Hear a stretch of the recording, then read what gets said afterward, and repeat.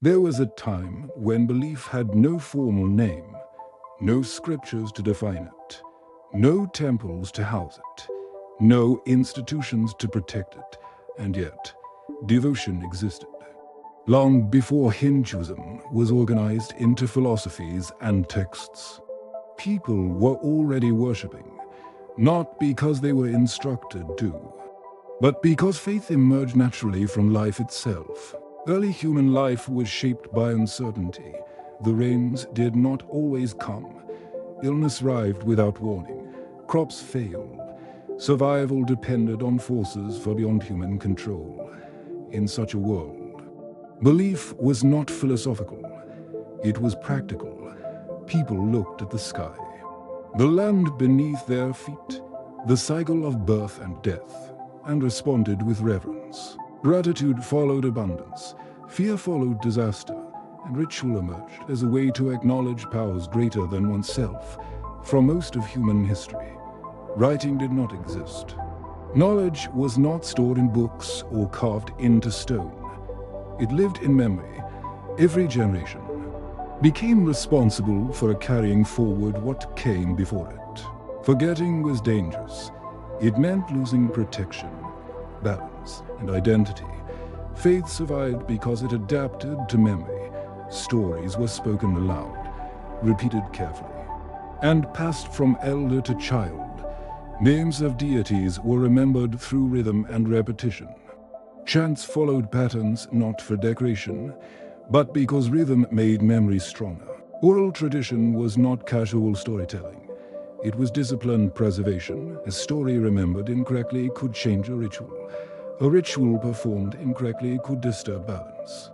Accuracy mattered, even without written words, when beliefs could not be written down.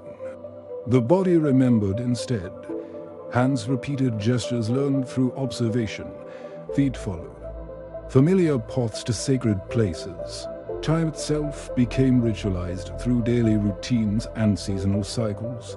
Lighting a lamp was not symbolic in theory. It physically pushed back darkness.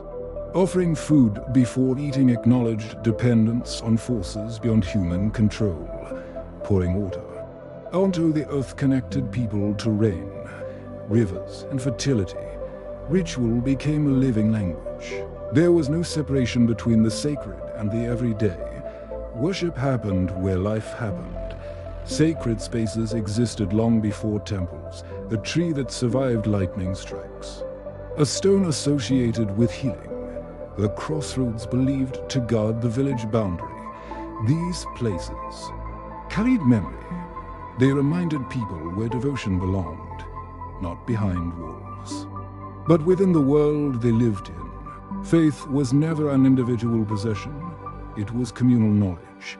Elders remembered rituals that children had not yet learned.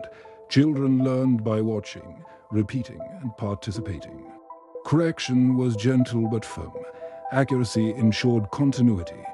No single person held all knowledge. But together, nothing was lost. The community itself became the living scripture. Many early deities were not distant or abstract. They were guardians, protectors, and healers. Their presence was felt during childbirth, epidemics, storms, and conflict. These deities were worshipped not through philosophy, but through trust built over generations. If a ritual worked, it was remembered. If protection followed, devotion deepened. Faith was reinforced through lived experience, not written doctrine. Writing came later. Scriptures did not create Hindu devotion. They arrived to preserve, organize, and expand belief systems that were already alive in practice. What was once remembered through ritual was now recorded through text, but the foundation remained the same. Hindu faith did not begin in temples.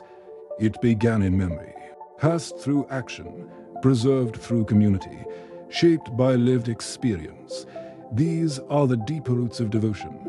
These are the stories that exist beyond the temples.